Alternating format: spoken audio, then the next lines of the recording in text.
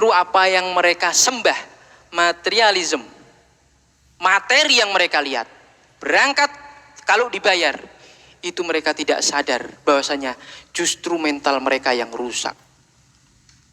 Jadi yang mereka usung bukan kebenaran, yang mereka cari bukan kebenaran, duit. Lah mereka tidak sadar, orang-orang munafik itu tatkala bilang gharra haula'i dinuhum, mereka ditipu agama mereka, justru mereka yang tertipu. Tertipu dengan apa yang mereka sembah, materi, pemikiran, cara pandang duniawi. Mereka tidak sadar mental mereka rusak. Hingga kacamata yang mereka pakai ini adalah kacamata materi. Duit, ada duit enggak penting. Ada duit, ada. Yang diusung ini 80% kebohongan. Jangankan 80, 100% kebohongan saya angkat. Saya berangkat. Rusak enggak mentalnya? Loh, rusaknya bagaimana? Allah Subhanahu wa taala menitipkan pada tiap-tiap jiwa itu satu sensor. Apa? Satu pendeteksi antara baik dan buruk. Saat orang menerima keburukan, kejelekan itu mereka akan menolak secara fitrah. Tetapi karena ini dihajar keburukan terus, ya, ibarat kertas putih dititik hitam terus, akhirnya gelap hitam. Sensor itu mati. Dia tidak bisa membedakan antara kebenaran dan keburukan.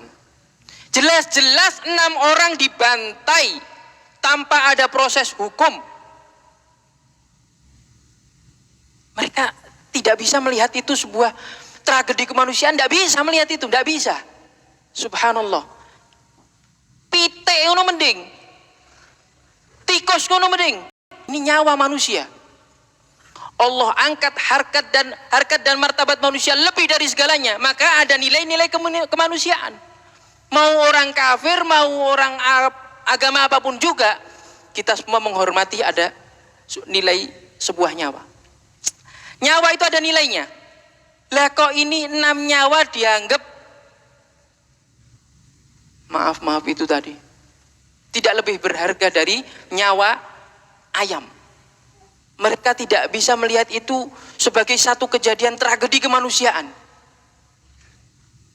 Buktinya apa? Mereka tidak bisa berbunyi apa-apa. Bukan ngomong. Kalau ngomong kan makhluk hidup. Tidak bisa bunyi. 6 nyawa itu meskipun orang-orang kafir itu dilindungi oleh syariat. Khalid ibn Walid. Sebuah kejadian awal dia masuk Islam, dia berperang menghadapi orang musyrik. Sudah tinggal ditebas gini, dia bilang asyhadu an la ilaha illallah wa anna muhammadar rasulullah. Tebas sama Khalid bin Walid. Mati dia. Sudah syahadat tetap ditebas. Alasannya apa? Ini pura-pura, dia takut mati dia. Ketemu Rasulullah berpaling. Rasulullah berpaling. Ini nyawa orang kafir. Kita tidak tahu hakikatnya, tapi lahiriahnya mengucapkan asyhadu an la ilaha illallah wa anna muhammadar rasulullah. Menghadap Rasul tidak mau bela. Saya tidak tahu urusan Allah. Tapi Rasul mengingkari perbuatan itu.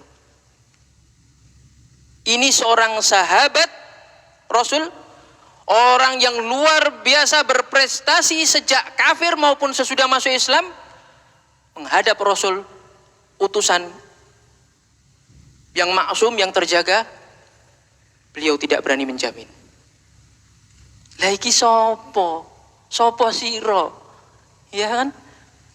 6 nyawa dianggap aja musyrik. Kok repot juga kalau menganggap musyrik ya, orang beriman kok. Anggap saja mereka itu menyembah kepada selain Allah, dihabisi begitu saja tanpa hak, tanpa alasan yang jelas. Loh, boleh dengan alasan yang jelas.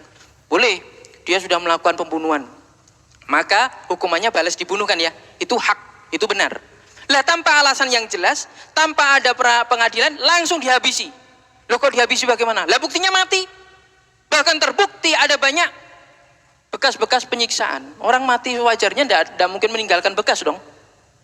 Bekas ini tembus peluru, sini momrot, Masya Allah.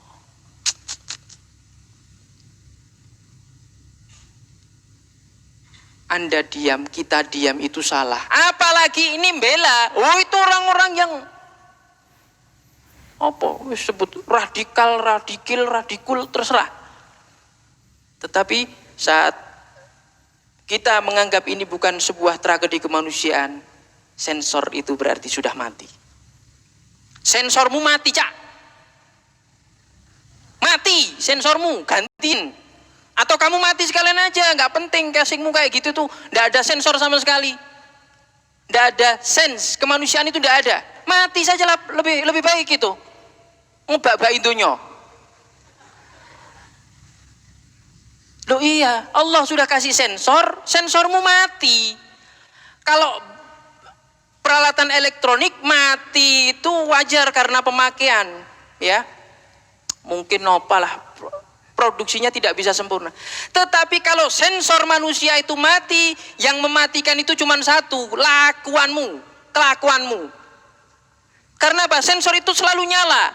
Keburukan selalu dia tolak gitu loh. Tetapi saking banyaknya kamu melakukan keburukan, sensor itu diserang terus mati, Cak. Jauh mau mudeng ora gitu. Sensormu mati.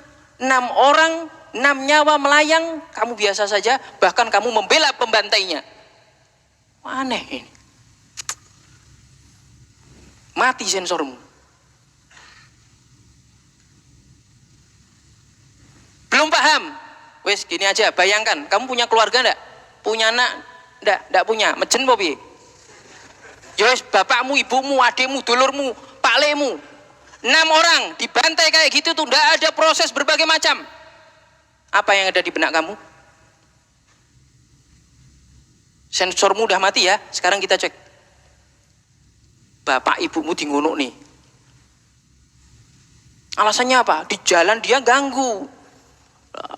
Bapakmu nyopir ning tengah jalan gini-gini, tak tabrak pisan, tak pateni pisan. Bagaimana sikap kamu?